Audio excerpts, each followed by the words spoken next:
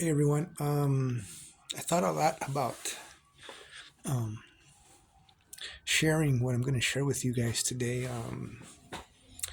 There's always that fear in people that when you kind of like disclose some things about yourself that might be a little personal or kind of difficult to deal with, or at the very least familiar and uncomfortable because of that familiarity. So, been dealing with something lately that I've kind of dealt with all my life, but I never really confronted.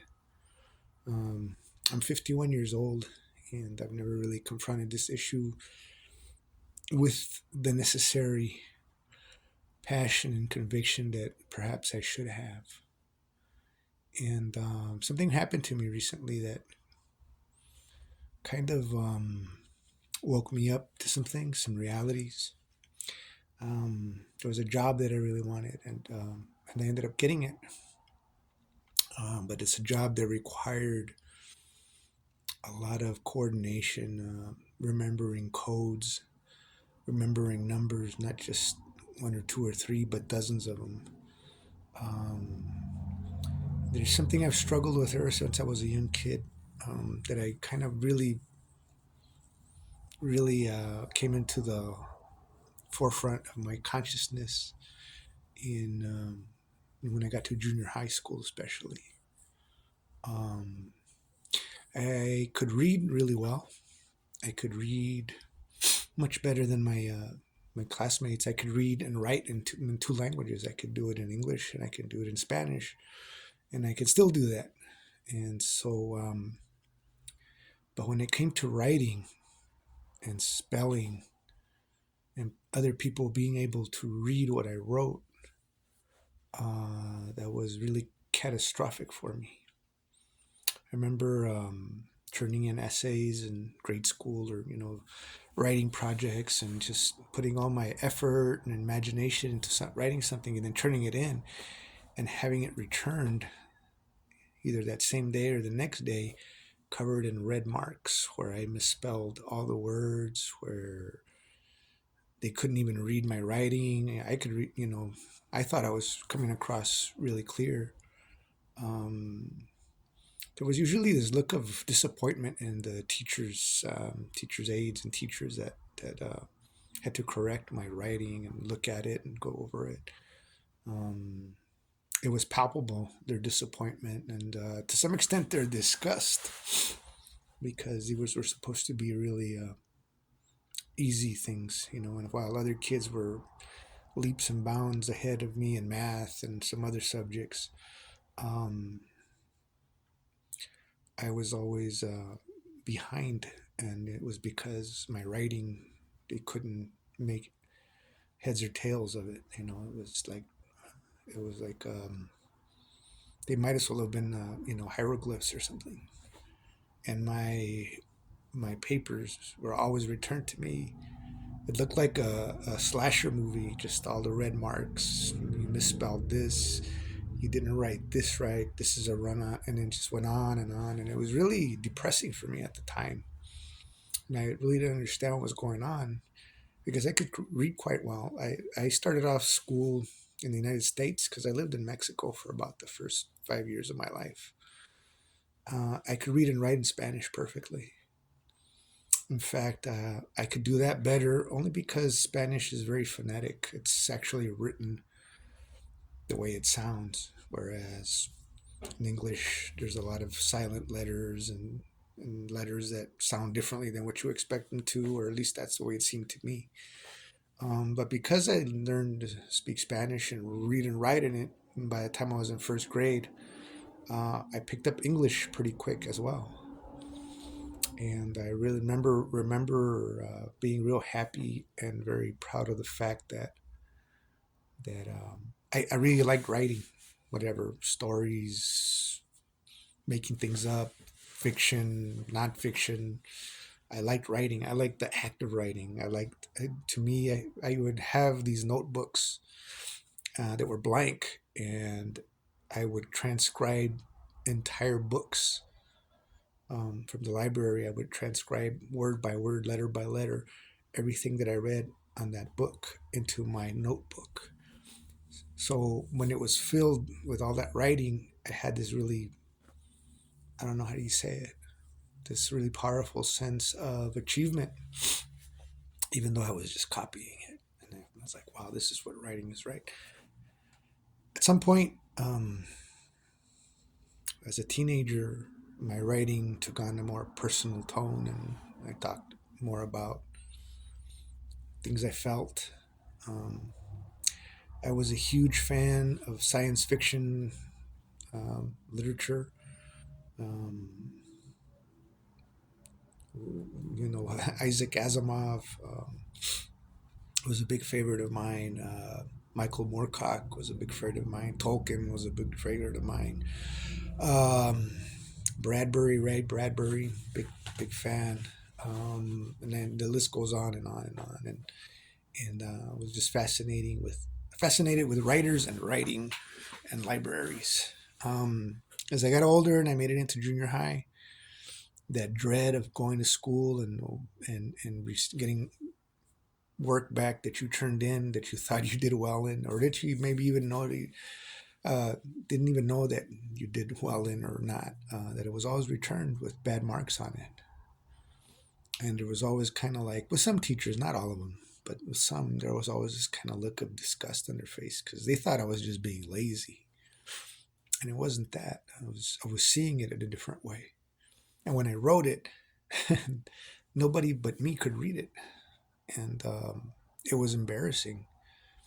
It was really heartbreaking. I liked school. I liked learning. I liked reading.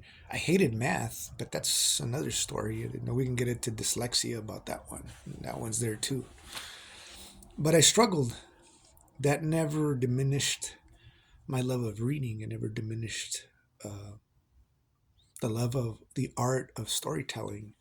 It never diminished my curiosity in books of all kinds. Um, I used to ditch school in junior high. I did it a lot. And instead of going to the arcade or instead of going to Venice Beach, I was in LA, like I lived in Central City, LA. Hollywood was a bus ride away. Venice Beach was a bus ride away.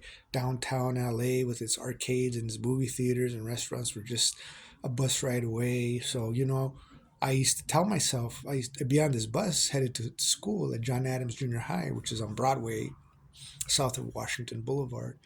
And I was thinking, do I want to go through another day of torture? Not only was I tortured by my dyslexia that I didn't know anything about this dysfunction that I had no idea was so real, but I was also bullied a lot. I was a nerdy little comic book kid, and band geek, that sort of thing. And so I sat on that bus and going down Washington Boulevard to Broadway. And when I got to Broadway, I go, wow, I can go to John Adams, or I keep stay on the bus and find my way to Venice Beach, or I can go and walk up and down Hollywood Boulevard, which I did often, or I could go into the Los Angeles County Museum of Natural History at Exposition Park. All of these places that were real nerdy places, right, for a kid like me to hide. But my favorite was the library downtown, that beautiful Art Deco masterpiece created by Lee Laurie, one of the greatest American architects of all time. That's all. Those are all things, facts that I learned inside that library. I was a big fan of film noir, and one of the authors of film noir, I can't remember his name now, but he wrote most of those. Most of the film noir movies were based off of his novels, and I can't remember his name right now, but anyway, I just was fascinated that that guy sat where I was sitting, possibly studying, reading, doing research for his next novel, and in the very same library. And in that time, the library wasn't as big as it is now. The LA library, they expanded it a lot after they repaired it from that big fire in 1986 or 1987. But that was my home away from home. Not only did they have lots of books, but they also had a lot of archival uh, things like microfiche. For those of you who don't never dealt with microfiche, but all these photographs, all this history of Los Angeles, and I learned a lot about Art Deco and the city, and from those photographs, and I fell in love even more with the city. And I fell in love with the theaters downtown. I fell in love with the Eastern building that was clad in blue ceramic tile. And that had effect. That would have an effect on me far down the line when I got into doing mosaics. These movie palaces where Judy Garland and all the actors from the 20s started off doing vaudeville. They were on those stages. That's the theaters I used to go into. And they were beautiful. They were run down and neglected. They were beautiful. You went inside there and it was plush. It was kind of womb-like, kind of like you were in utero. And it was a good place for a kid like me to escape. And you can only escape from so many things. And I found that out the hard way. I got arrested a few times for skipping school. Police picked me up downtown at the arcade, and they would take me back to school, call my mom. Um, and, it wasn't the best of times for me. But my love of reading, you know, um, and all credit to my teachers who encouraged that. Tom Adams, one of my teachers from grade school, Peter Holbrook, John Adams Junior High, when I was there, had some of the finest teachers probably in the whole county of LA. These were all African American teachers who grew up in the neighborhood, those neighborhoods and those areas of the neighborhood where they were allowed to be existent before desegregation. Some of the finest human beings I have ever met in my life. Mr. C. Jones was my music teacher, and he's like a drill sergeant, no nonsense, straight lace, nice creased shirts. Just the man had a lot of class, and he had a big heart, and he had a lot of patience for a bunch of knuckleheads like me. And he gifted me with the ability to play an instrument for the first time in my life back then, and that was something I was very proud of. In the 3 years that I was at John Adams, or four, nobody in my family ever came to my performances. They were too busy doing other things, and I understood. I didn't resent it. I don't resent it now. It was just a reality of my family at the time, which was basically for me my mother and an asshole stepfather who kind of hung around whenever it was, for his benefit. My point in here is this: that I spent a lot of time on the streets of LA, from from East LA to South Central LA to downtown LA to Hollywood and everywhere in between. I was definitely an animal, a creature of a city. And I loved it. I loved everything about it. I loved Skid Row. I loved Grand Central Market before it got gentrified. I was a big fan of the Woolworths building. I was a big fan of MacArthur Park. If you can find any ability to find love in that, but I was in love with that neighborhood because I knew its history. I knew that that was predominantly a Jewish neighborhood in the early 20s, and that a lot of directors and writers and people associated with the early Hollywood lived in those communities, probably lived in the same apartments that my mother and I lived there, decades later. And I was like, I was geeking out on that. It was incredible. From the window from our apartment, little studio apartment that I shared with my mother and my sister on Ocean View Street, I could look north from the kitchen window, and I could see the Hollywood sign, the big letters. I could see that from my kitchen window in the ghetto or in the barrio, whatever you want to call MacArthur Park. And that what that sign represented for somebody like me, it might as well have been on another planet.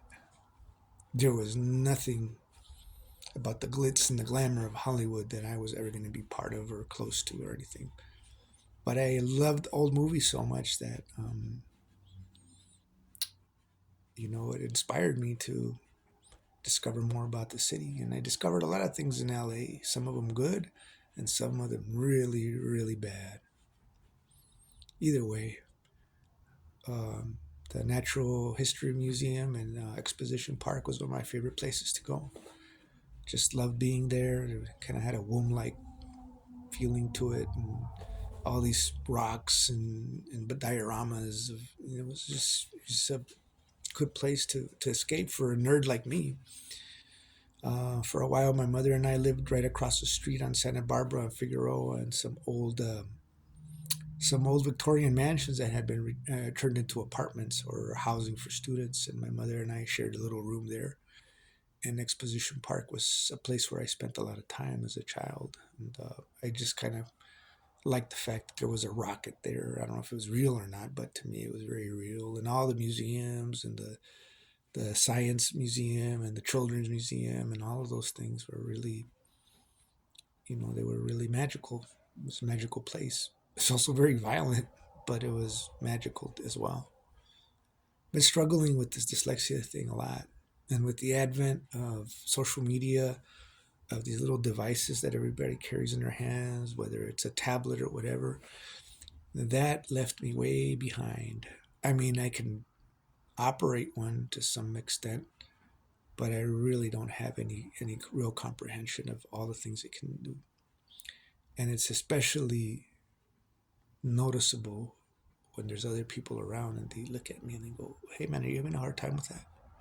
You understand what that says? Do you know? Haven't you ever done this before?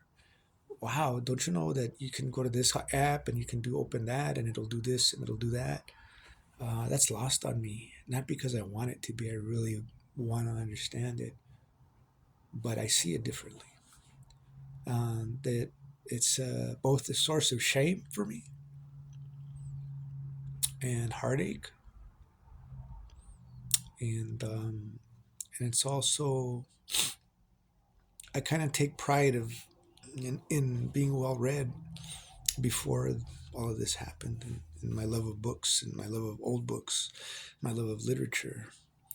I understood even in that South Central LA, Central City LA neighborhood, those neighborhoods where I grew up, I understood the power of a good book, the power of literature, the power of studying, of discovering new things through that literature.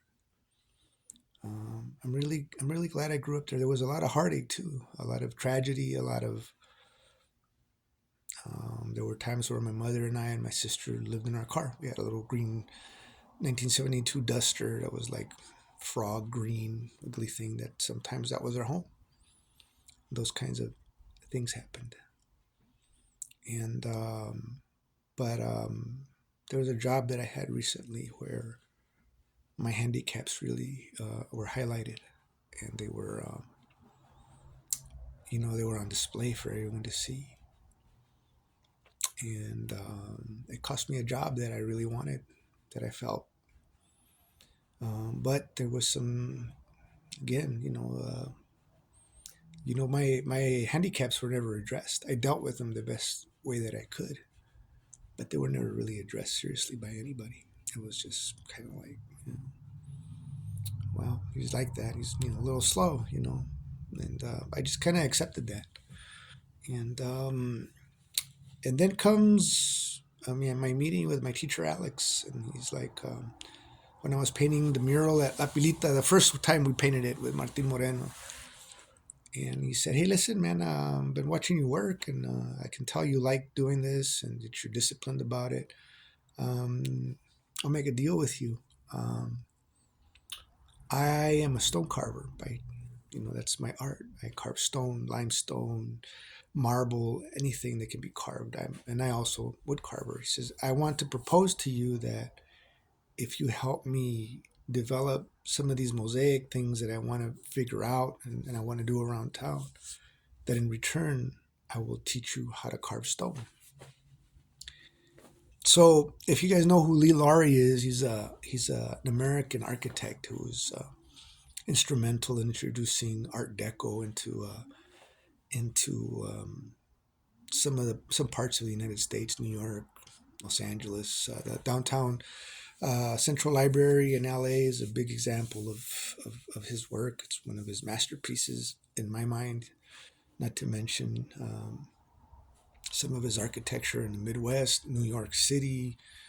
Lee Laurie, he's one of my heroes.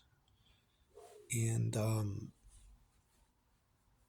I kind of got wrapped up in that and those things. In Los Angeles, had so many beautiful examples of architecture from the 20s, 30s, 40s, and in the 50s, and it starts changing a lot.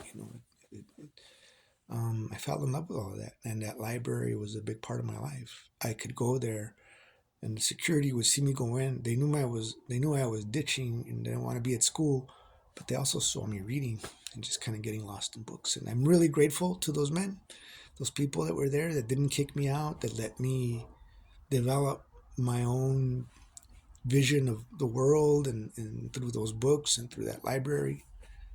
Um, zoom to now, where I'm a grandfather, right? I have grandkids and I have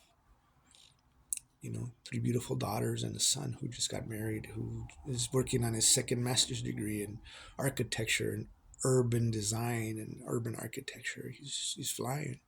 He's flying, and I'm really proud of him. Um, the new and improved Carlos Valenzuela, hopefully.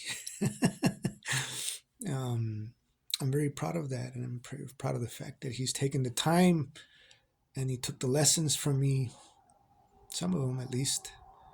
And I told him, go around the world, man. Go see all the things you want to see. You're intelligent. Study it. And he has. He's been all over the world: Japan, China, Eastern Europe, all over Europe, Istanbul, Japan, um, a lot of places that he's been. And he's currently working on his second master's degree or something like that. He's doing well. Um, him and my daughters are my redemption.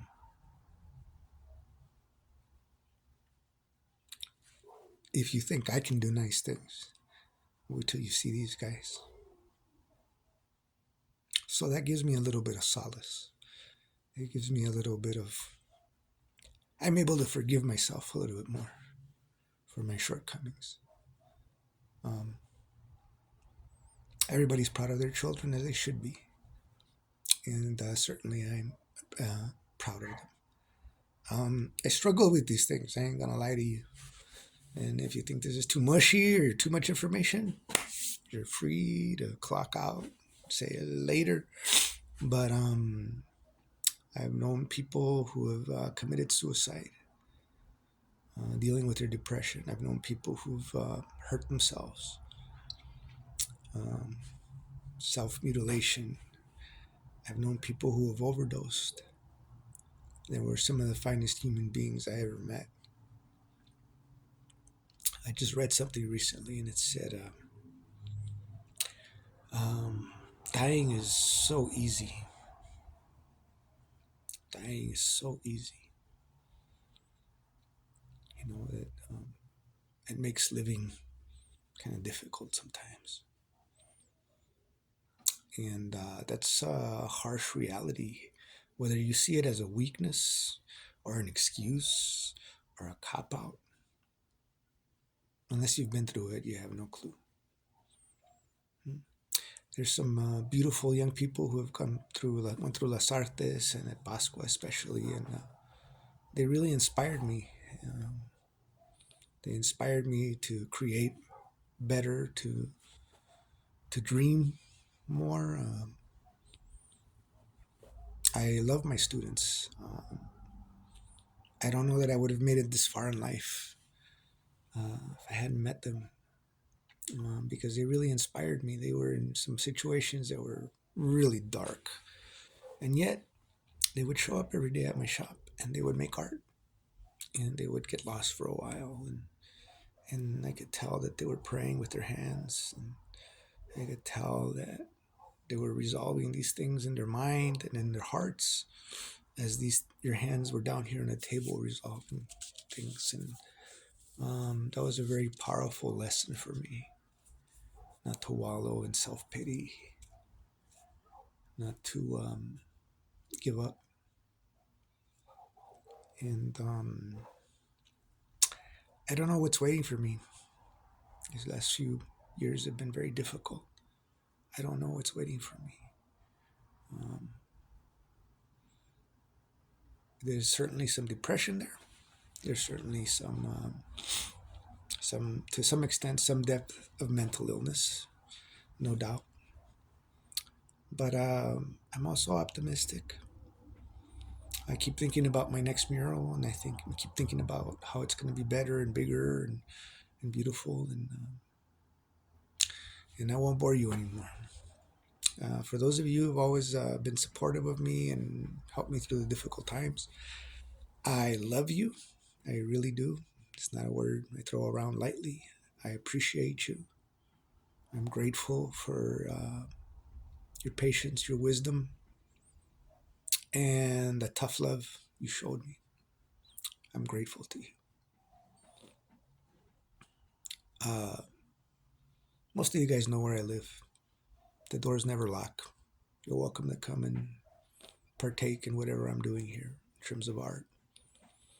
And again, all those people who have supported me over the years, and not just through my art and not just financially, because a lot of people have, but also with being patient with me, which I know, which I know can sometimes be hard. In any case, I hope you can derive out of whatever I said, whatever you think is good or not good, or if it's all crap, then that's legit too. Um, I appreciate you listening, though. Thank you.